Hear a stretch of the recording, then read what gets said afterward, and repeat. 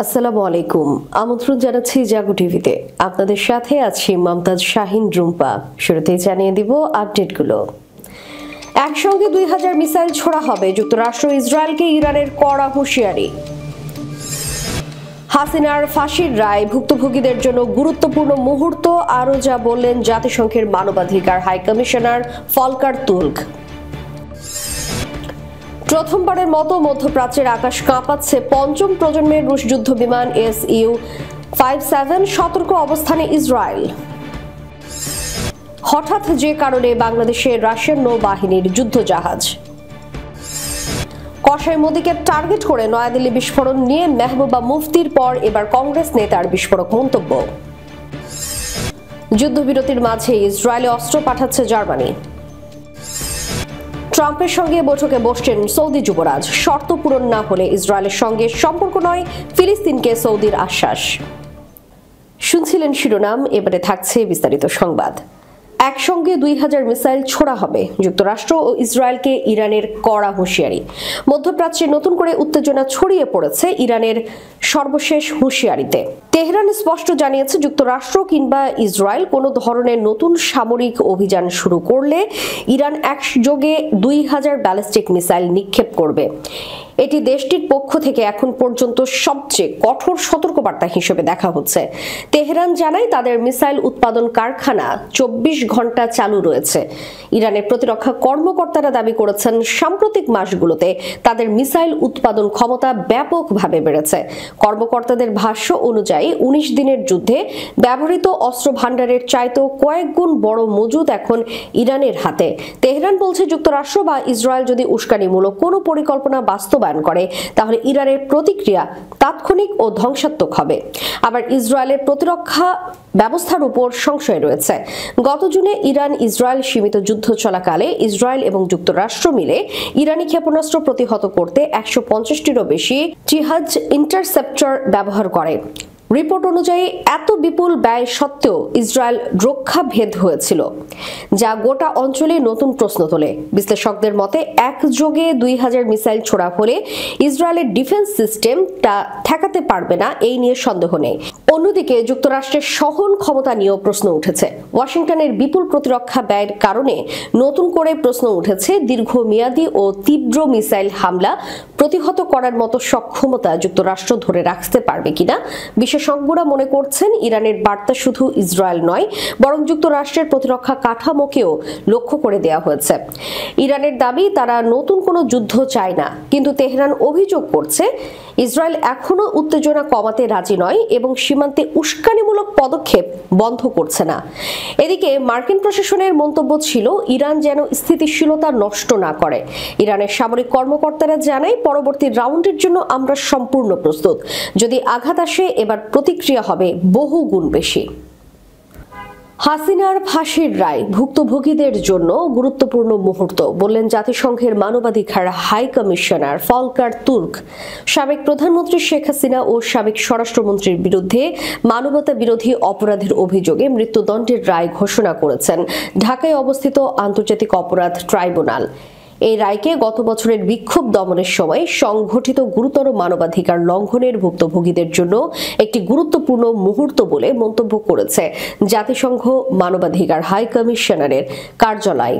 বাংলাদেশ সময় সোমবার রাত সংস্থাটির ওয়েবসাইটে এই বিষয়টি নিয়ে একটি বিবৃতি প্রকাশিত হয়েছে। এতে বলা হয়েছে, 2025 সালের ফেব্রুয়ারিতে প্রকাশিত জাতিসংঘের তদন্ত প্রতিবেদন থেকে শুরু করে তারা ধারাবাহিকভাবে দাবি করে এসেছে, যেসব ব্যক্তি এসব অপরাধে প্রত্যক্ষ বা পরোক্ষভাবে জড়িত, বিশেষ করে যারা নেতৃত্ব বা কমান্ডের অবস্থানে ছিলেন, তাদের আন্তর্জাতিক মানদণ্ড অনুযায়ী জবাবদিহির আওতায় আনতে হবে। পাশাপাশি ভুক্তভোগীদের কার্যকর প্রতিকার ও ক্ষতিপূরণ নিশ্চিত করতে হবে। মানবাধিকার হাই কমিশনারের কার্যালয় জানায়, তারা বিচার প্রক্রিয়ায় অভ্যন্তরীণ কার্যক্রম সম্পর্কে অবহিত ছিলেন না। তবে তারা সবসময় জোর দিয়ে বলেছে, আন্তর্জাতিক অপরাধের মতো গুরুতর অভিযোগের ক্ষেত্রে বিচার অবশ্যই আন্তর্জাতিক মানদণ্ড অনুযায়ী ন্যায় বিচার ও যথাযথ প্রক্রিয়া নিশ্চিত করে সম্পন্ন হওয়া উচিত, বিশেষ করে বিচার যখন অভিযুক্তের অনুপস্থিতিতে পরিচালিত হয়। এছাড়া মৃত্যুদণ্ডের মতো চরম সাজা দেওয়া হলে বিষয়টি আরও গুরুত্বপূর্ণ হয়ে ওঠে। মানবাধিকার হাই কমিশনার ফলকার তুর্ক আশা প্রকাশ করেছেন, বাংলাদেশ এখন সত্য উদ্ঘাটন, ক্ষতিপূরণ ও ন্যায় বিচারের একটি সর্বাঙ্গীন প্রক্রিয়ার দিকে অগ্রসর হবে, যা জাতীয় পুনর্মিলন ও আরোগ্যের পথ খুলে দিবে। তিনি বলেন, বিচারের ধারাবাহিকতায় আন্তর্জাতিক মানদণ্ড মেনে নিরাপত্তা খাতের সংস্কারও জরুরি, যাতে ভবিষ্যতে এমন লঙ্ঘন আর না ঘটে। এই প্রয়াসে বাংলাদেশ সরকার ও জনগণকে সহায়তা করতে জাতিসংঘ প্রস্তুত। এই ঘটনার প্রেক্ষিতে সবাইকে শান্ত ও সংযত থাকার অনুরোধ করেছে হাই কমিশনার। প্রথমবারের মতো মধ্যপ্রাচ্যের আকাশ কাঁপাচ্ছে পঞ্চম প্রজন্মের রুশ যুদ্ধ বিমান সু-57। সতর্ক অবস্থানে ইসরায়েল। প্রতিবেদনে বলা হয়, মধ্যপ্রাচ্যের ভূ রাজনীতিতে নতুন উত্তাপ যোগ করেছে রাশিয়ার পঞ্চম প্রজন্মের সুপারসনিক যুদ্ধ বিমান। দুবাই এয়ার শো 2025-এ প্রথমবারের মতো অঞ্চলের আকাশে প্রদর্শনী উড়ান দেওয়ার পর ইসরায়েল নিজস্ব বিমান প্রতিরক্ষা ব্যবস্থা উচ্চ সতর্কতায় নিয়ে গেছে বলে প্রতিরক্ষা সূত্রগুলো দাবি করে।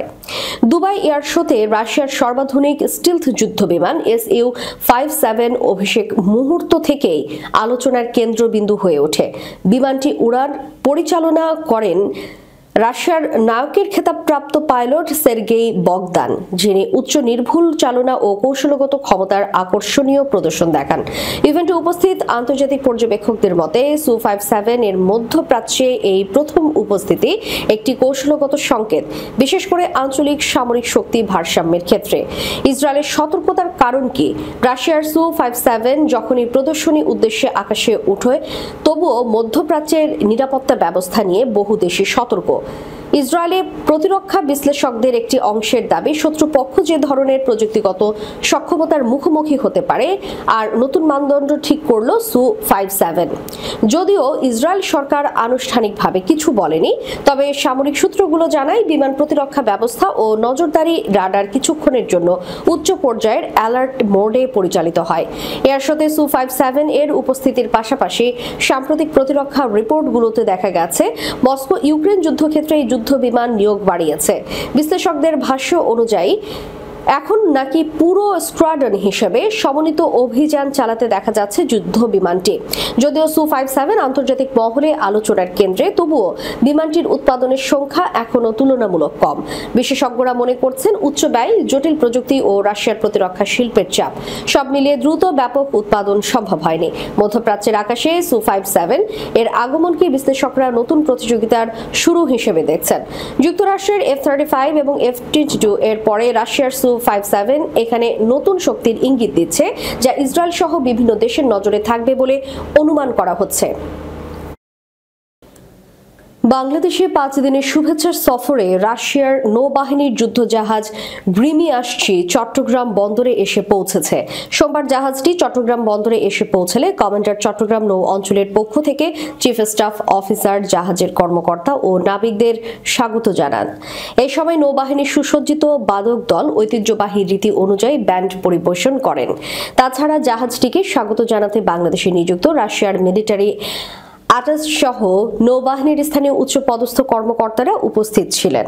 এর আগে সফরকারী জাহাজটি বাংলাদেশের জলসীমায় এসে পৌঁছালে বাংলাদেশ নৌবাহিনী জাহাজ বনৌজা ওমর ফারুক তাদের অভ্যর্থনা জানায়।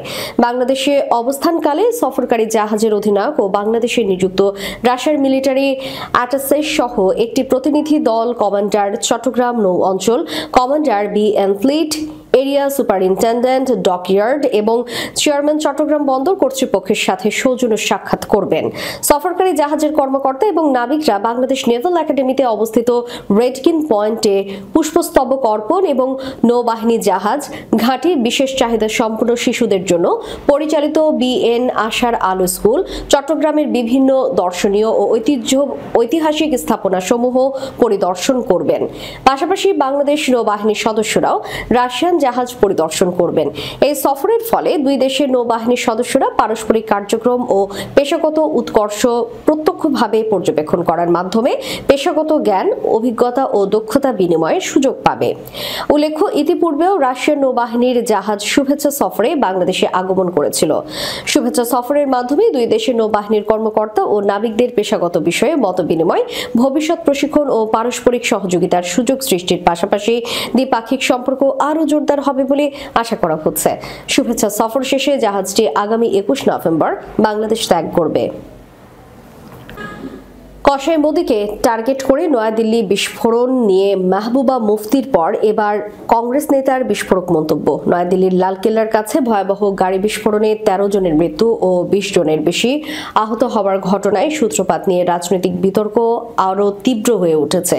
পিডিপি নেত্রী মাহবুবা মুফতির মন্তব্যের পর এবার কংগ্রেসের প্রবীণ নেতা হুসেন দালভাই বিস্ফোরক মন্তব্য করেন। তিনি দাবি করেন, এই বিস্ফোরণ জম্মু কাশ্মীরে চলমান অবিচারের প্রতিক্রিয়া হতে পারে।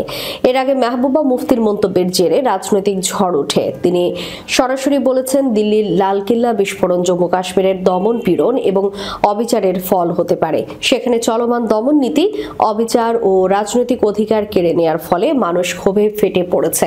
নয়াদিল্লি বিস্ফোরণ এই অন্যায়ের প্রতিক্রিয়া হতে পারে। গত 10 নভেম্বর সন্ধ্যায় লালকেল্লার কাছে রেড সিগন্যালে দাঁড়ানো একটি গাড়িতে শক্তিশালী বিস্ফোরণ ঘটে। ঘটনাটি ঘটে বিহার বিধানসভা নির্বাচনের ফল ঘোষণার মাত্র একদিন আগে, যা রাজনৈতিক পরিসরে নানা প্রশ্ন তুলেছে। হুসেন দালভাই বলেন, নির্বাচনের সময় কেন এমন বিস্ফোরণ ঘটে এটাও তদন্ত হওয়া উচিত। জম্মু কাশ্মীরের যে অবিচার চলছে তারই প্রতিক্রিয়া হতে পারে এই হামলা। হুসেন দালভাইয়ের মন্তব্য ঘিরে রাজনৈতিক অঙ্গনে উত্তেজনা বাড়তেই বিজেপি কড়া প্রতিক্রিয়া জানায়। বিজেপি মুখপাত্র প্রদীপ ভান্ডারী দালভাইয়ের বক্তব্যকে আখ্যা দেন নির্মল ভোট ব্যাংকের রাজনীতি। ভান্ডারী বলেন, কংগ্রেস যখন ক্ষমতায় ছিল তখনও তারা মুম্বাই হামলায় পাকিস্তানের জড়িত থাকা অস্বীকার করে আরএসএস-কে দায়ী করেছিল। এখনো সেই একই পথেই চলছে। ভোট ব্যাংকে খুশি করতে তারা সবসময় এমন অসংলগ্ন মন্তব্য করেন। এই বিতর্কের মাঝেই উঠে আসে কংগ্রেস নেতা ও সাবেক স্বরাষ্ট্রমন্ত্রী পি চিদাম্বরমের হোম গ্রোন টেররিস্ট প্রসঙ্গ। কিছুদিন আগেই তিনি এক পোস্টে প্রশ্ন করেছিলেন, কিভাবে এমন পরিস্থিতি তৈরি হয় যা ভারতীয় নাগরিকদের এমনকি শিক্ষিত মানুষকেও সন্ত্রাসের পথে ঠেলে দেয়। তিনি দাবি করেন, ভারতে দুই ধরনের সন্ত্রাসী রয়েছে, এক বিদেশে প্রশিক্ষিত অনুপ্রবেশকারী, দুই দেশীয় বা হোম গ্রোন সন্ত্রাসী। তার মতে সরকারের নীরব অবস্থানই প্রমাণ করে যে বিষয়টি তারা জানে কিন্তু প্রকাশ্যে স্বীকার করতে চায় না। যুদ্ধবিরতি চুক্তি স্বাক্ষরের 1 মাসের মাথায় ইসরায়েলে স্থগিত থাকা অস্ত্র রপ্তানি পুনরায় চালুর সিদ্ধান্ত নিয়েছে জার্মানি। সোমবার এক সরকারি মুখপাত্র জানান, আগামী সপ্তাহ থেকে বার্লিন কেস বাই কেস মূল্যায়নের ভিত্তিতে পূর্বে আরোপিত নিষেধাজ্ঞা প্রত্যাহার করবে। এর ফলে 24 নভেম্বর থেকে আগস্টে স্থগিত থাকা রপ্তানি কার্যক্রম পুনরায় শুরু করা সম্ভব হবে। এর আগে গাজা যুদ্ধকে কেন্দ্র করে জনমত ও রাজনৈতিক চাপের কারণে জার্মানি আগস্ট মাসে ইসরায়েলে নির্দিষ্ট ধরনের অস্ত্র রপ্তানি স্থগিত করে। তবে এটি শুধুমাত্র গাজায় ব্যবহৃত হতে পারে এমন আক্রমণাত্মক অস্ত্র ও সিস্টেমের উপর প্রভাব ফেলেছিল। ইসরায়েলের আত্মরক্ষার জন্য প্রয়োজনীয় সরঞ্জাম এই নিষেধাজ্ঞার বাইরে ছিল। জার্মান সংবাদ সংস্থা ডিপি এর তথ্য অনুযায়ী স্থগিতাদেশের সময়ও জার্মানি অন্তত 2.46 মিলিয়ন ইউরো মূল্যের সামরিক সরঞ্জাম রপ্তানির অনুমতি দিয়েছে, যা যুদ্ধ অস্ত্র নয় বরং অন্যান্য সামরিক সরঞ্জাম হিসেবে শ্রেণীবদ্ধ। দেশটির সরকারি মুখপাত্র জানান, জার্মানি দ্বিরাষ্ট্র সমাধানকে সমর্থন করে এবং ইসরায়েল ফিলিস্তিনের মধ্যে স্থায়ী শান্তি প্রতিষ্ঠায় প্রতিশ্রুতিবদ্ধ। পাশাপাশি গাজা পুনর্গঠনের সহায়তা অব্যাহত রাখার কথাও পুনর্ব্যক্ত করেন তিনি। স্বাধীন ফিলিস্তিন রাষ্ট্র প্রতিষ্ঠার পূর্ব শর্ত পূরণ না হওয়া পর্যন্ত দখলদার ইসরায়েলের সঙ্গে সম্পর্ক স্বাভাবিক করবে না এমন প্রতিশ্রুতি দিয়েছে সৌদি আরব। ফিলিস্তিনি প্রেসিডেন্ট মাহমুদ আব্বাসের ঘনিষ্ঠ এক কর্মকর্তা সোমবার ইসরায়েলি সংবাদ মাধ্যম টাইমস অফ ইসরায়েলকে দেওয়া সাক্ষাৎকারে এই তথ্য নিশ্চিত করে। তিনি জানান, রিয়াদের অভ্যন্তরীণ বৈঠকে ফিলিস্তিন অথরিটিকে সৌদি আরব আশ্বস্ত করেছে যে তারা ফিলিস্তিনিদের স্বার্থ পিছনে ফেলে কোনো সিদ্ধান্ত নেবে না।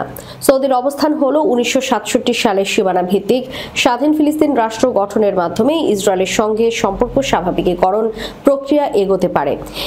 এই কর্মকর্তা বলেন, সৌদি আমাদের স্পষ্ট জানিয়ে দিয়েছে তারা ফিলিস্তিনকে ফেলে যাবে না। ফিলিস্তিন রাষ্ট্র প্রতিষ্ঠা ছাড়া ইসরায়েলের সঙ্গে সম্পর্ক স্থাপনের প্রশ্নই আসে না।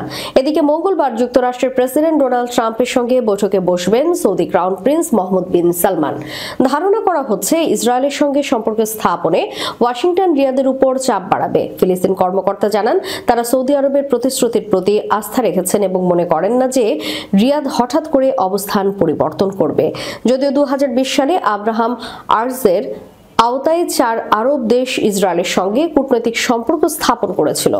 গাজায় হামাসের নিয়ন্ত্রণ প্রসঙ্গে তিনি বলেছেন, ফিলিস্তিন অথরিটি কিংবা আরব লীগের পক্ষ থেকে হামাসকে অস্ত্র সমর্পণের আহ্বান জানানো হয়েছে, তবে হামাস ইতোমধ্যে এই দাবি প্রত্যাখ্যান করেছে। শেষ করার পূর্বে সংবাদ শিরোনামগুলো জানিয়ে দিব আরও একবার। একসঙ্গে 2000 মিসাইল ছোড়া হবে, যুক্তরাষ্ট্র ইসরায়েলকে ইরানের কড়া হুঁশিয়ারি। হাসিনার ফাঁসির রায় ভুক্তভোগীদের জন্য গুরুত্বপূর্ণ মুহূর্ত, আরও যা বললেন জাতিসংঘের মানবাধিকার হাই কমিশনার ফলকার তুর্ক। প্রথমবারের মতো মধ্যপ্রাচ্যের আকাশ কাঁপাচ্ছে পঞ্চম প্রজন্মের রুশ যুদ্ধ বিমান Su-57, সতর্ক অবস্থানে ইসরায়েল।